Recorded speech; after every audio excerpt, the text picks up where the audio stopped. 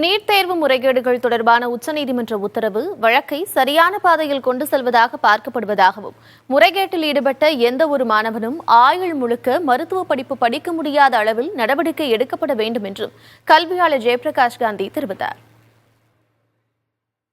Centres வாரியாக அவங்க result without identifying the name numbers வச்சு சொல்லியிருக்காங்க.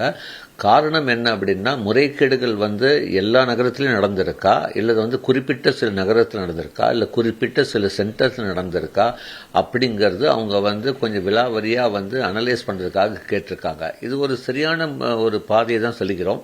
பட் இது கொஞ்சம் டிலேட் ப்ராசஸாக இருந்தாலும் கண்டிப்பாக இது செய்ய வேண்டிய சூழ்நிலை இருக்குது. காரணம் என்ன அப்படின்னு பார்த்தீங்கன்னா, இந்த முறைகேடுகள் மிக பெரிய லெவலில் நடந்திருக்கிற மாதிரி தான் தெரியுது. ஏன்னா டெய்லி ஏதாச்சும் ஒரு மீடியாவில் வந்துட்டு தான் இருக்குது. அப்படி பார்க்கும்போது முறைகேடுகளில் ஈடுபட்ட மாணவர்களுக்கு கடுமையான தண்டனை கொடுத்து ஆயுள் நிரந்தரமாக அவங்க எம்பிபிஎஸ்ஐ படிக்காத மாதிரி கொண்டு வரணும். ஒரு மாணவன் கூட முறைகேட்டில் ஈடுபட்ட ஒரு மாணவன் கூட எம்பிபிஎஸ் அட்மிஷன்ஸ்ல நடக்கக்கூடாது. காரணம் என்ன அப்படின்னா, இதனால ஒரு நல்லா படிக்கிற மாணவனுக்கு பாதிப்பு ஏற்படுகிறது. அப்போ கொஞ்சம் டைம் எடுத்து கம்ப்ளீட்டா அனலைஸ் பண்ணி தான் அவங்க கவுன்சிலிங் ஆரம்பிக்கணும்னு சொல்றோம்.